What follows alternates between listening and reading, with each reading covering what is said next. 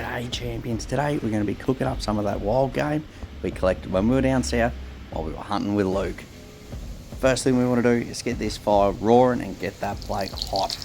Get a bit of oil on there and give her a clean. Today we're cooking some venison patties, and this is the best recipe I've found to cook them. I'm cooking up a whole heap here. This is probably maybe 4.5 kilos of venison mince. It's 90% venison, 10% pork fat. I've made these before and they're a bit crumbly, so I'm going to put in half a dozen eggs. We're going to add a big helping of garlic powder. That's probably half a cup of garlic powder there. We're going to add in a fair bit of onion powder as well. I found if you put the actual ingredients in, they end up a bit crumbly. We're adding in some salt and some pepper, of course, and Worcestershire sauce. Not something I'd normally chuck in here, but it actually goes a treat. And you need a fair bit when you're making this much food. I probably could have used a bigger bowl. I'm going to give this a good mix, and you could use a mix aid, but I'm downstairs. I'm going to get my hands into it. The dogs are down there picking up anything I drop. I could definitely have used a bigger bowl. Now it's time for the secret ingredient.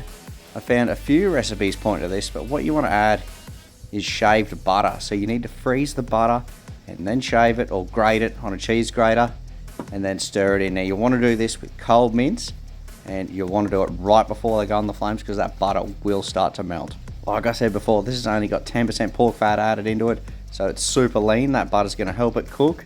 You could probably go with a bit less if you're using something a little bit fattier like pork or beef mince.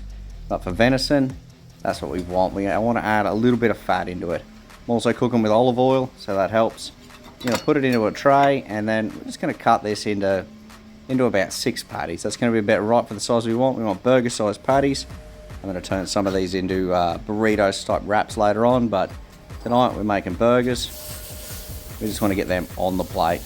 It's important to get the oil and the fire cool enough that it's not going to flash off, and then just get them on and get them cooking. The first lot I've done here are probably a little bit thick, but I'm going to go ahead and keep making them. Next time a little bit thinner, and get them on and get them cooking.